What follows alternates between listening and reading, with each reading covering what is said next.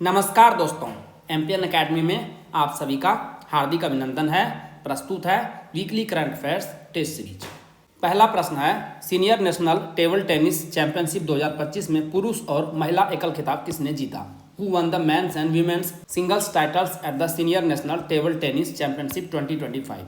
The right answer is option number A, Manush Shah and दिया चिताले। मनुष ने फाइनल में पायस जैन को 4-1 से हराकर खिताब जीता। दिया ने 2 बार की चैंपियन श्रिया अकुला को 4-3 से फाइनल में हराकर महिला एकल का खिताब जीता। नागोबा जतरा महोत्सव हाल ही में किस राज्य में मनाया गया है? Nagoba Jatara festival is recently celebrated in which state? The right answer is option number D, Telangana. यह गोंड जनजातियों के मेसराम कबीले का 8 दिवसीय आदिवासी त्योहार है जो तेलंगाना के आदिलाबाद जिले के केसलापुर गांव में मनाया जाता है। समक्का सरलम्मा जतारा के बाद यह भारत का दूसरा सबसे बड़ा आदिवासी त्योहार है। कौन सा राज्य भसीनी के साथ समझौता ज्ञापन पर हस्ताक्षर करने वाला पहला पूर्वोत्तर राज्य बन गया है? Which state has become the first north eastern state to sign a MOU with Bhashini? The right answer is option number A, Tripura. Tripura सरकार ने शासन में क्षेत्रीय भाषाओं को बढ़ावा देने के लिए डिजिटल इंडिया भाषिनी प्रभाग के साथ एक समझौता ज्ञापन पर हस्ताक्षर किए हैं।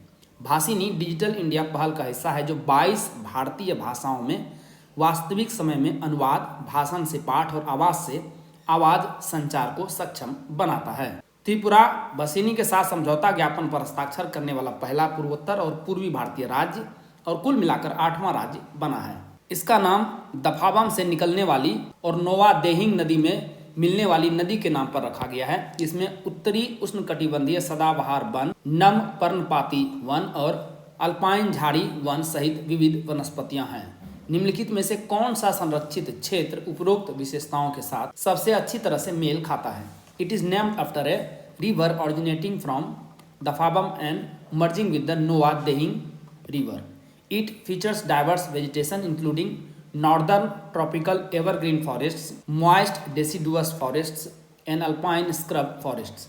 Which of the following protected areas best aligns with the above characteristics? The right answer is option number A, Namdapha tiger reserve. Arunachal Pradesh के चांगलांग जिले में स्थित इस टाइगर रिजर्व को 1983 में भारत की 15वीं टाइगर परियोजना घोषित किया गया था। मूल रूप से 1972 में से वन्यजीव अभयारण्य नामित किया गया था। बाद में से राष्ट्रीय उद्यान और टाइगर रिजर्व का दर्जा मिला।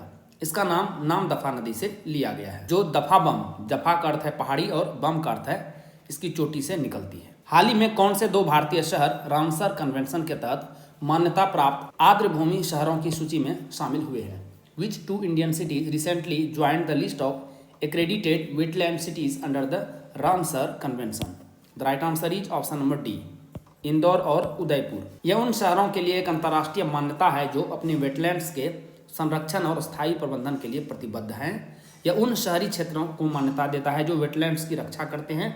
यह सुनिश्चित करते हैं कि वे पर्यावरण और समुदायों को आवश्यक सेवाएं प्रदान करते हैं। यह उन शहरों को दिया जाता है जो 6 अंतर्राष्ट्रीय मानदंडों को पूरा करते हैं।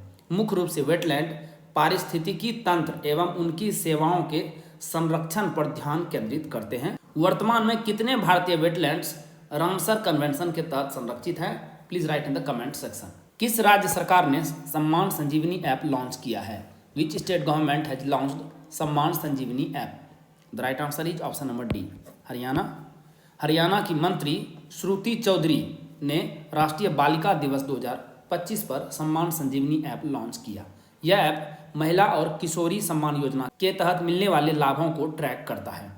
आंगनवाड़ी केंद्रों और स्कूलों के माध्यम से BPL महिलाओं और 10 से 45 वर्ष की आयु की लड़कियों को सैनिटरी नैपकिन वितरित किए जाते हैं। साथ में यह ऐप समय पर डिलीवरी सुनिश्चित करता है। आप कमेंट बॉक्स में लिखिए कि महिला एवं बाल विकास विभाग बेटी बचाओ बेटी पढ़ाओ के कितने साल पूरे होने का जश्न मना रहा है। यदि आपको 71वीं BPSC के लिए करंट अफेयर्स का PDF चाहिए, यहाँ पर इसकी जानकारी दी जा रही है। लेकिन आइए सबसे पहले जानते हैं कि एमपीएन एकेडमी ऐप ही क्यों? क्योंकि हमने करके दिखाया है। इससे पहले केवल करंट अफेयर्स के PDF हम प्रोवाइड किया करते थे, जिसमें कि आप देख सकते हैं कि किस प्रकार से हमारे हर एग्जाम में लगभग 30 प्रश्न टैली हुए हैं। उसके बाद हमने diamond static GK test series launch किया, जिससे टैली प्रश्नों की संख्या लगभग ऑन एन एवरेज 46 पहुंच गई। 70वीं बीपीएससी के लिए हमने 2 कोर्स और लॉन्च किया, डायमंड स्टैटिक जीके नोट्स और एनसीईआरटी टेस्ट सीरीज, और इस बार टैली प्रश्नों की संख्या हो गई है 90। तो 5 साल 7 exam, consistency at its best and that's MPN academy for you. 71वीं बीपीएससी के लिए हमने टैली टारगेट रखा है 120 का,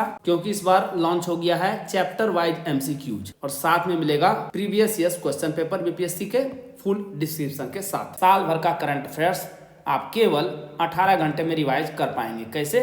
वीकली करंट एमसीक्यूज में आपको 50 पीडीएफ मिलते हैं, 6 मिनट लगेगा एवरेज एक पीडीएफ को रिवाइज करने में, तो 5 घंटे में इसे साल भर का रिवाइज कर लेंगे।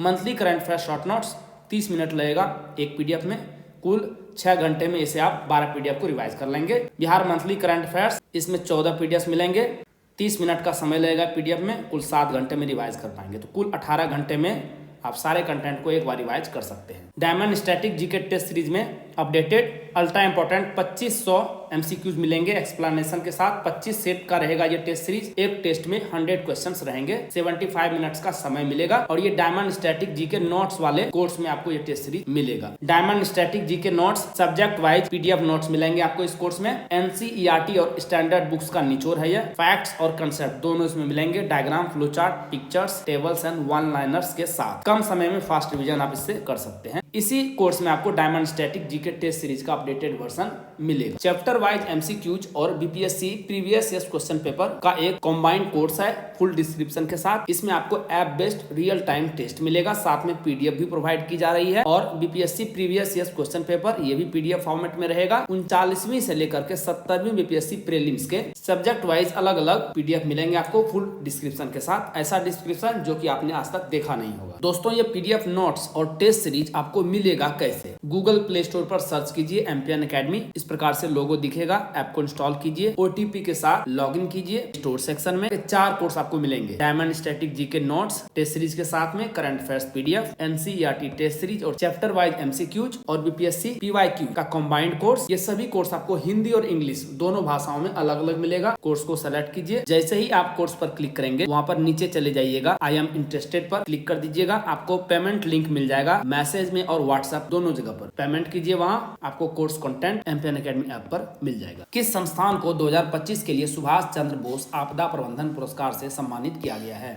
विच institutions have been awarded the Subhash Chandra Bose Aapda Prabandhan Puraskar for 2025?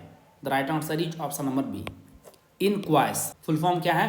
भारतीय राष्ट्रीय महासागर सूचना सेवा केंद्र। हैदराबाद में स्थित यह संस्था है। इसे संस्थागत श्रेणी में 2025 के लिए प्रतिष्ठित सुभाष चंद्र बोस आपदा प्रबंधन पुरस्कार से सम्मानित किया गया है। यह पुरस्कार भारत में आपदा प्रबंधन में इनक्वाइस के महत्वपूर्ण योगदान को मान्यता देता है, विशेष रूप से सुनामी की पूर्व चेतावनी, चक्रवात की भविष्यवाणी और तटीय जोखिम शमन में। इनक्वाइस भारतीय सुनामी प्रारंभिक चेतावनी केंद्र का संचालन करता है, जिसे यूनेस्को द्वारा विश्व स्तर पर मान्यता प्राप्त है। ग्लोबल फायर पावर इंडेक्स 2025 में भारत की रैंक क्या है? What is the rank of India in the global fire power index 2025? The right answer is option number D, चौथा है। शीर्ष 3 देश कौन है? टॉप पर है यूएसए यानी अमेरिका, सेकंड स्थान पर रूस और तीसरे स्थान पर चीन। भारत चौथे स्थान पर, भूटान सबसे निचले स्थान पर 145वें स्थान पर बना हुआ है, जबकि पड़ोसी पाकिस्तान 9वें स्थान से गिरकर 12वें स्थान पर आ गया है। शीर्ष 4 देशों की रैंकिंग 2024 से अपरिवर्तित बनी हुई है। किस संस्था ने राजकोषीय स्वास्थ्य सूचकांक 2025 प्रकाशित किया है? विच institution has published the fiscal health index 2025? The right answer is option number ए, नीति आयोग। यह 5 उप सूचकांकों का उपयोग करके 18 प्रमुख भारतीय राज्यों में राजकोषीय स्वास्थ्य का आकलन करता है। ये कौन कौन से उप सूचकांक हैं? व्यय की गुणवत्ता, राजस्व जुटाना, राजकोषीय विवेक, ऋण सूचकांक और ऋण अस्थिरता। उड़ीसा 67.8 के स्कोर के साथ पहले स्थान पर है। इसके बाद छत्तीसगढ़ और गोवा का स्थान है। पंजाब, आंध्र प्रदेश, पश्चिम बंगाल और केरल सबसे खराब प्रदर्शन करने वाले राज्य हैं। तमिलनाडु, बिहार और हरियाणा प्रदर्शन करने वाले राज्य हैं, यानी परफॉर्मिंग स्टेट्स हैं। तरासा, बोमपोका और कच्चल द्वीप निम्नलिखित में से किससे संबंधित हैं? Tarasa, Bompoka and Katchal are islands associated with which of the following? The right answer is option number A, Andaman and Nicobar islands. Andaman और निकोबार द्वीप समूह भारतीय मुख्य भूमि से लगभग 1300 किलोमीटर दक्षिण पूर्व में स्थित है, जो भारत को बंगाल की खाड़ी और अंडमान सागर में एक महत्वपूर्ण अग्रिम उपस्थिति प्रदान करते हैं। यह स्थान भारत को प्रमुख समुद्री चेक पॉइंट्स, विशेष रूप से मलक्का जल डमरू मध्य की निगरानी और संभावित रूप से नियंत्रण करने की अनुमति देता है। और ये देखिए जो प्रश्न में था, यहाँ पर है ये आइलैंड। किस भारतीय नौसेना जहाज ने मॉरिशस का हाइड्रोग्राफिक सर्वेक्षण किया?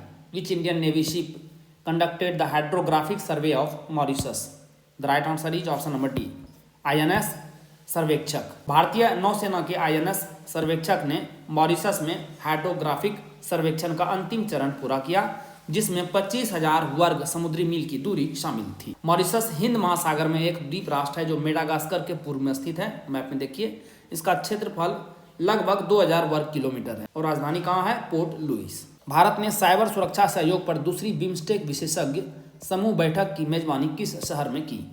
India hosted the second BIMSTEC expert group meeting on cyber security cooperation in which city?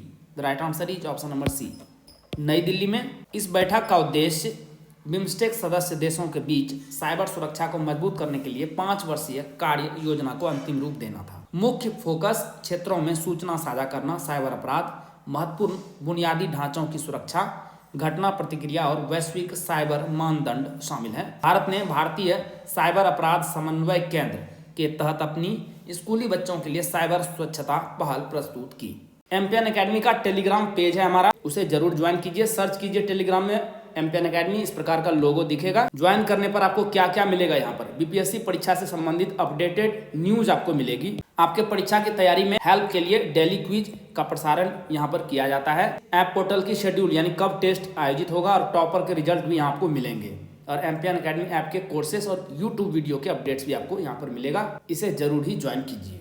पंगसौ दर्रा जो खबरों में था, किन 2 देशों के बीच स्थित है? Pangsau pass which was seen in the news lies between which 2 countries? The right answer is option number B, Bharat और म्यांमार। देखिए यहाँ पर है। अरुणाचल प्रदेश के नामपोंग में पंगसौ दर्रा अंतर्राष्ट्रीय महोत्सव मनाया गया है हाल ही में।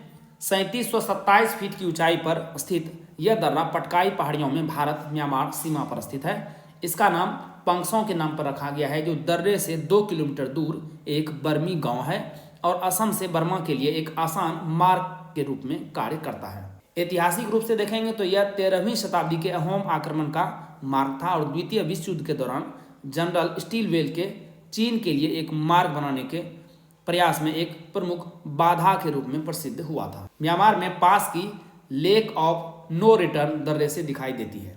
दर्रे को इसके चुनौतीपूर्ण भूभाग के कारण हेल गेट के रूप में भी जाना जाता है। सफेद गर्दन वाला टिट पक्षी, जिसे कप्पाटा गुड्डा पहाड़ियों पर देखा गया, किस देश का स्थानिक पक्षी है? White naped tit bird which was spotted at Kappata Gudda hills is endemic to which country? The right answer is option number D, Bharat. हाल ही में उत्तरी कर्नाटक के कपाटा गुड्डा पहाड़ियों में पहली बार व्हाइट नेप्ड टिट को देखा गया। इसे पाइड टिट या व्हाइट विंग्ड टिट के नाम से भी जाना जाता है। यह पक्षी भारत में स्थानिक है, जिसकी आबादी गुजरात, हरियाणा, राजस्थान, आंध्र प्रदेश, कर्नाटक और तमिलनाडु में है। यह सूखे कांटेदार झाड़ियों वाले जंगलों में रहता है। देखिए पैर को। कौन सा शहर भारतीय अंतर्देशीय जल मार्ग प्राधिकरण का 6ठा क्षेत्रीय कार्यालय बन गया है? Which city became the Indian waterways authority of India's 6th regional office? The right answer is option number ए, वाराणसी। भारतीय अंतर्देशीय जलमार्ग प्राधिकरण अधिनियम 1985 के तहत स्थापित इस जलमार्गों पर अंतर्राष्ट्रीय जल परिवहन अवसंरचना के विकास और रख रखाव पर ध्यान केंद्रित करता है। इसे बंदरगाह, जहाजरानी और जलमार्ग मंत्रालय से अनुदान मिलता है। इसका मुख्यालय नोएडा उत्तर प्रदेश में है, जबकि क्षेत्रीय कार्यालय कहाँ कहाँ है? पहले के 5 गुवाहाटी, पटना, कोच्चि, भुवनेश्वर और कोलकाता में। वाराणसी कार्यालय उत्तर प्रदेश में गंगा और उसकी सहायक नदियों पर विकास कार्यों की देखरेख करेगा, जिसमें बेतवा, चंबल और गोमती जैसी नदियां शामिल हैं। एशियाई जल पक्षी जनगणना 2025 किस संगठन द्वारा आयोजित की गई? Asian water world census 2025 was conducted by which organisation? The right answer is option number B, Bombay Natural History Society. एशियाई जल पक्षी जनगणना 2025 में कोरिंगा वन्यजीव अभयारण्य और आसपास की आर्द्र भूमि में 106 प्रजातियों के 39,725 पक्षी दर्ज किए गए। यह एक नागरिक विज्ञान कार्यक्रम है जो वैश्विक स्तर पर आर्द्र भूमि और जल पक्षी संरक्षण का समर्थन करता है। वार्षिक रूप से आयोजित यह अंतर्राष्ट्रीय जल पक्षी जनगणना का हिस्सा है और 1987 में भारतीय उपमहाद्वीप में शुरू हुआ था। भारत में यह जनवरी की शुरुआत में बॉम्बे नेचुरल हिस्ट्री सोसाइटी और भारतीय वन्यजीव संस्थान द्वारा आयोजित किया जाता है। किस मंत्रालय ने डिजिटल वाणिज्य अपनाने में छोटे व्यवसायों को सशक्त बनाने के लिए MSME टीम पहल शुरू की है? Which ministry has launched the MSME team initiative to empower small business in adopting digital commerce? The right answer is option number A. सूक्ष्म लघु और मध्यम उद्यम मंत्रालय यानी मिनिस्ट्री ऑफ MSME। MSME ने छोटे व्यवसायों और डिजिटल कॉमर्स अपनाने में मदद करने के लिए टीम पहल शुरू की है, जिसका फुल फॉर्म है ट्रेड इनेबलमेंट एंड मार्केटिंग। इसका बजट 3 साल के लिए लगभग 277 करोड़ है और इसका लक्ष्य 5 लाख MSME को open network for digital commerce से जोड़ना है। यह पहल समावेशिता पर केंद्रित है, जिसका लक्ष्य 50% महिलाओं के नेतृत्व वाले उद्यमों को शामिल करना है। किस संस्था ने कृत्रिम चंद्रमा मिट्टी से सिलिकॉन कार्बाइड निकाला? विच institution extracted silicon carbide from simulated moon soil? The right answer is option number A. IIT Madras. IIT Madras के शोधकर्ताओं ने सिमुलेटेड मून यानी नकली चांद की मिट्टी से सिलिकॉन कार्बाइड निकाला है, जो भविष्य में चांद पर आवास निर्माण में सहायक होगा।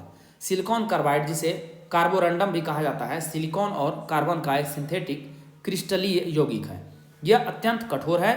इसकी उच्च तापीय चालकता और यह घिसाव, ऑक्सीकरण और रासायनिक प्रतिक्रियाओं के लिए उत्कृष्ट प्रतिरोध प्रदान करता है। 76वें गणतंत्र दिवस 2025 पर किस राज्य ने सर्वश्रेष्ठ झांकी का पुरस्कार जीता? Which state won the best tableau award at the 76th republic day 2025 celebration? The right answer is option number A. Uttar Pradesh ने जीता था। 76वें गणतंत्र दिवस समारोह में उत्तर प्रदेश की महाकुंभ झांकी को सर्वश्रेष्ठ झांकी का पुरस्कार मिला। खर्ची पूजा पर त्रिपुरा की झांकी ने दूसरा स्थान प्राप्त किया। उसके बाद आंध्र प्रदेश की एटीकोप्का बोम्मालू लकड़ी के खिलौनों पर बनी झांकी रही। जम्मू और कश्मीर राइफल्स ने सेवाओं के बीच सर्वश्रेष्ठ मार्चिंग टुकड़ी का पुरस्कार जीता, जबकि दिल्ली पुलिस ने CAPF सहायक बल श्रेणी में शीर्ष स्थान प्राप्त किया। जनवरी 2025 में पश्चिमी अफ्रीकी राज्यों के आर्थिक समुदाय से कौन से 3 देश हट गए हैं? विच 3 countries have withdrawn from the economic community of West African states in January 2025? The right answer is option number D.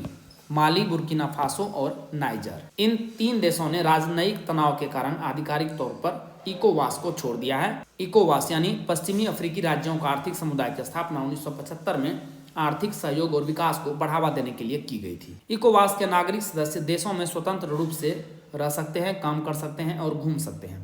वापसी के बाद अब इकोवास में कुल 12 सदस्य बचे हैं। कौन कौन से देश हैं? Benin, Cabo Verde, Cote d'Ivoire, the Gambia, Ghana, Guinea Bissau, Liberia, Nigeria, Senegal, Sierra Leone और टोगो। केरल द्वारा शुरू की गई कावाचम प्रणाली निम्नलिखित में से किससे संबंधित है? The Kavacham system launched by Kerala is associated with which of the following? The right answer is option number D. पूर्व चेतावनी प्रणाली और आपदा प्रबंधन यानी early warning system and disaster management. हाल ही में केरल के मुख्यमंत्री ने दुनिया की सबसे तेज मौसम चेतावनी प्रणालियों में से एक कावाचम लॉन्च किया। कावाचम यानी केरल चेतावनी संकट और जोखिम प्रबंधन प्रणाली एक उन्नत आपदा चेतावनी प्रणाली है जो सुरक्षा का प्रतीक है। राष्ट्रीय चक्रवात जोखिम न्यूनीकरण परियोजना के तहत केरल राज्य आपदा प्रबंधन प्राधिकरण द्वारा विकसित राष्ट्रीय आपदा प्रबंधन प्राधिकरण और विश्व बैंक से वित्त पोषण के साथ इसे लॉन्च किया गया है। अल्पतंत्र शब्द, जिसे अक्सर समाचारों में देखा जाता है, का सबसे अच्छा वर्णन किस प्रकार किया गया है? The term oligarchy often seen in news is best described as? The right answer is option number B. एक ऐसी शासन प्रणाली जिसमें लोगों का एक छोटा समूह सारी शक्ति और प्रभाव रखता है। अपने विदाई संबोधन में अमेरिकी राष्ट्रपति जो बाइडेन ने अमेरिका में कुलीन तंत्र के बढ़ते प्रभाव के प्रति आगाह किया, जहां अरबपतियों का एक छोटा समूह तेजी से सार्वजनिक नीति को आकार दे रहा है। आप समझ ही रहे हैं यहाँ पर किन की बात हो रही है? एलन मस्क और वर्तमान राष्ट्रपति डोनाल्ड ट्रंप के बीच में तो संबंध आप जान ही रहे हैं। निम्नलिखित विशेषताओं पर विचार करें। यह भारत का पहला 100% भूस्वामी प्रमुख बंदरगाह है। यह बल्क कार्गो टर्मिनल से देश के अग्रणी कंटेनर बंदरगाह के रूप में विकसित हुआ है। यह हिंडरलैंड में औद्योगिकरण को बढ़ावा देने के लिए वधवन में एक सैटेलाइट बंदरगाह विकसित कर रहा है? निम्नलिखित में से कौन सी बंदरगाह सुविधा उपरोक्त विशेषताओं द्वारा सबसे अच्छी तरह से वर्णित है? Consider the following features. It is India's first 100% landlord major port. It has evolve from a bulk cargo terminal to the country's leading container port. It is developing a satellite port at Vadhavan to boost industrialization in the hinterland. Which of the following port facilities is best described by above features? The right answer is option number C.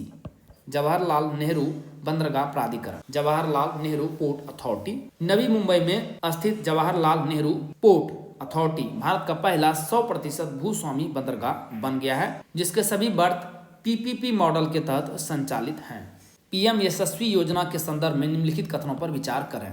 In the context of the PM Yashasvi scheme consider the following statements. कौन सा कथन सही है यह बताना है। इसका उद्देश्य अन्य पिछड़ा वर्ग यानी ओबीसी, आर्थिक रूप से पिछड़े वर्ग यानी ईबीसी और विमुक्त जनजातियों डीएनटी के विद्यार्थियों को इनके प्रारंभिक वर्षों के दौरान गुणवत्तापूर्ण शिक्षा तक पहुंच प्रदान करके इनका उत्थान करना है। यह बिल्कुल सही है।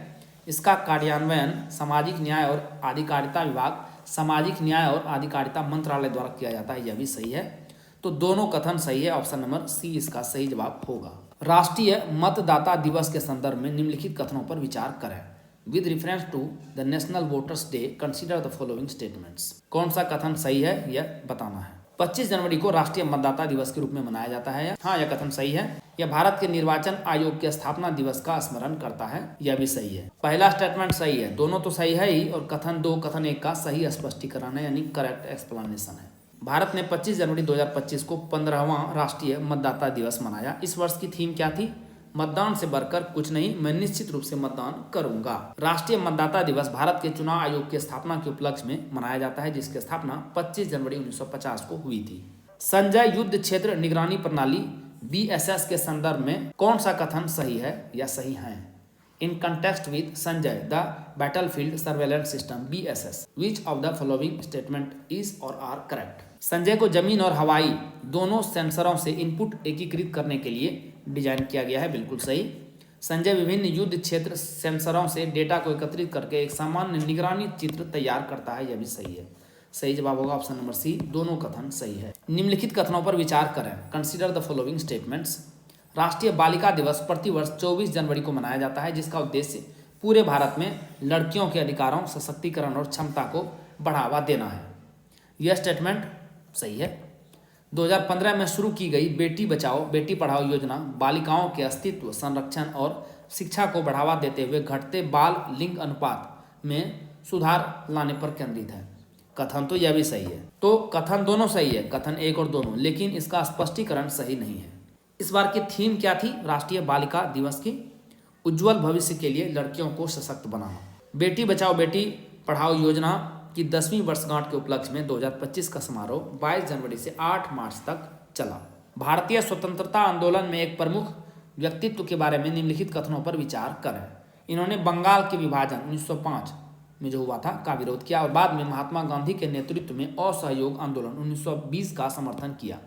इन्होंने सामाजिक सुधार और हाशिए के समुदायों के उत्थान पर ध्यान केंद्रित करने के लिए 1921 में सर्वेंट्स ऑफ पीपल सोसाइटी की स्थापना की। इनकी एक प्रमुख साहित्यिक कृति इंडियाज विल टू फ्रीडम थी। उपरोक्त कथनों में से निम्नलिखित में से किसका उल्लेख किया जा रहा है? Consider the following statements regarding a prominent personality in the Indian independence movement. He opposed the partition of Bengal in 1905 and later supported the non-cooperation movement in 1920 under Mahatma Gandhi's leadership. He established the Servants of People Society in 1921 to focus on social reform and the upliftment of marginalized communities. His one of the important literary works was India's Will to Freedom. Who among the following is being referred to in the above statements? The right answer is option number D. Lala Lajpat Rai की बात हो रही है। 28 जनवरी 2025 को 160वीं जयंती मनाई गई। इनका जन्म पंजाब में 28 जनवरी 1865 को हुआ था। अनुसूचित जाति के संबंध में निम्नलिखित कथनों पर विचार करें। Consider the following statements regarding schedule caste. कौन सा कथन सही है यह बताना है। अनुसूचित जाति शब्द को पहली बार 1935 के भारत सरकार अधिनियम में शामिल किया गया था। बिल्कुल सही स्टेटमेंट है। अनुसूचित जाति शब्द को भारतीय संविधान के अनुच्छेद 366 के तहत परिभाषित किया गया है। यह भी सही है, दोनों कथन सही है, ऑप्शन नंबर सी सही जवाब होगा। अभी न्यूज में क्यों है, हाल ही में सदाशिव नगर पुलिस ने एक संकाय सदस्य द्वारा दायर एक निजी शिकायत के आधार पर इन्फोसिस के सह संस्थापक सेनापति क्रिस गोपालकृष्णन और भारतीय विज्ञान संस्थान के 17 सदस्यों के खिलाफ SC/ST अधिनियम के तहत मामला दर्ज किया है, जिसमें इन पर फर्जी हनी ट्रैप मामले के माध्यम से इसे सेवा से बर्खास्त करने और जातिवादी दुर्व्यवहार का आरोप लगाया गया है। दोस्तों, जैसा कि बताया गया है, इस वीडियो लेक्चर का PDF आपको हिंदी और इंग्लिश दोनों भाषाओं में फुल डिस्क्रिप्शन के साथ अलग अलग एमपीएन अकेडमी ऐप पर प्राप्त होगा। दोस्तों, आप इन PDF के सारे इस वीडियो लेक्चर को आसानी से लगभग 5 मिनट में रिवाइज कर पाएंगे, जिससे आपका बहुत सारा समय बचेगा, जिससे आप स्टैटिक पोर्शन पर खर्च कर सकते हैं और अपने टाइम को बेटर मैनेज कर सकते हैं। एमपीएन अकेडमी ऐप का लिंक आपको इस वीडियो के डिस्क्रिप्शन बॉक्स और पिन कमेंट सेक्शन में मिल जाएगा। आइए अंतिम प्रश्न को हल करते हैं। शिक्षा की वार्षिक स्थिति रिपोर्ट असर के संदर्भ में निम्नलिखित कथनों पर विचार करें। With reference to the Annual Status of Education Report ASER consider the following statements. कौन सा कथन सत्य है यह बताना है। असर का संचालन NGO प्रथम द्वारा किया जाता है और यह ग्रामीण क्षेत्रों में बच्चों की स्कूली शिक्षा पर केंद्रित है। हाँ, यह बिल्कुल सही है। 2024 में कक्षा 3 के उन बच्चों का प्रतिशत जो बुनियादी घटाव कर सकते हैं 2018 की तुलना में कम होगा। यह स्टेटमेंट गलत है, क्योंकि 2018 में प्रतिशत बढ़ गया है। 28.2% था पहले, अब बढ़ के हो गया है 2024 में 33.7, तो घटा नहीं है, बढ़ा है। असर रिपोर्ट में 2024 में पहली बार 14 से 16 वर्ष आयु वर्ग के बच्चों के लिए डिजिटल साक्षरता पर एक अनुभाग शामिल किया गया है। यह सही है, तो सही जवाब होगा ऑप्शन नंबर बी। केवल पहला और तीसरा स्टेटमेंट सही है। दोस्तों, इसी के साथ साप्ताहिक करंट अफेयर्स टेस्ट सीरीज के इस संस्करण को समाप्त करने की आपसे इजाजत चाहूंगा। वीडियो देखने के लिए बहुत बहुत धन्यवाद। Thank you very much. जल्द मिलते हैं अगले वीडियो में। All the best for your exam preparation.